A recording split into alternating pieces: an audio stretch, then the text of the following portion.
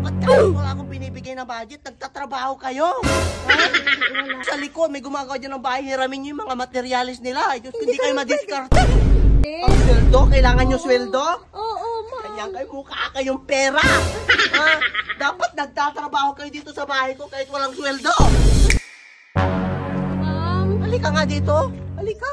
Bakit, ma'am?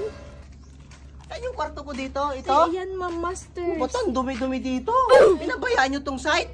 Ay, hindi, ma'am. Gumagawa pa kasi kami. Pinabayaan nyo, halata eh. Ang dumi-dumi, oh. Ano ba ginagawa nyo dito? Tumigil ba kayo?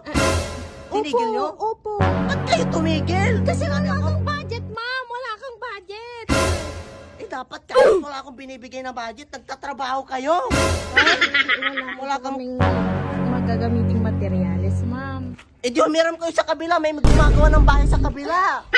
Diyan o sa likod, may gumagawa dyan ng bahay, hiramin nyo yung mga materialis nila. Diyos, hindi kayo madiskarte. Dumiskarte kayo. Ma'am, hindi pwede yun. Pwede, kilala ko yung nagpapatayo sa kabila. Pwede yun, sabihin nyo lang yung pangalan ko. Huwag nyo lang sabihin yung apelido ko, baka yung pangalan ko lang. Kaya pinabayaan nyo tong bahay ko. Diyos ko. Kayo wala kayong pakiramdam.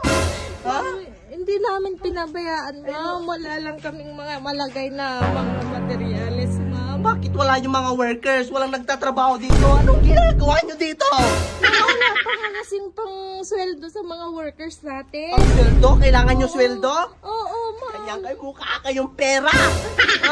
Dapat nagtatrabaho kayo dito sa bahay ko kahit walang sweldo. Hindi yun pwede, ma'am. Hirap kumita ng pera, sasabihin nyo sa akin, kailangan ng sweldo, ha? Huwag kayong ganyan. Ay, mabait akong tao. Pero kapag usapang sweldo, mabait naman ako. Nagpapasahod ako. Kapag trip ko lang, ha? Hindi ganun, ma'am. Basta, magtrabaho kayo dito sa bahay ko. Ayokong iniiwanan nyo to ng nakatambay. Ay, ma'am, magbigay ka kasi ng budget at sweldo ng mga tauhan natin. Budget na naman. O sige, magbibigay ako ng budget. Kailan? Umpisa nyo na. Ngayon, ma'am. Ngayon?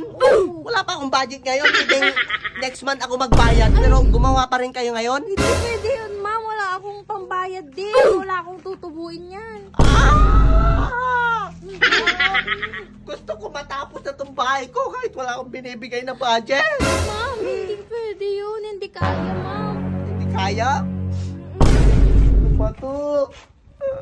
Umaasa pa naman ako na matatapos to. Tapos hindi ganito yung madadaanan ko. Diyos ko, Maria Josep! So, anong gagawin natin ngayon? Mag-aantay ko yun ng bayad? Ng sasahod ko sa inyo? Oo, ma'am. Yun na lang hinihintay nyo para gumawa kayo dito? Opo. Wala pa kasing budget. Utang muna ako sa iyo, ha? Sir.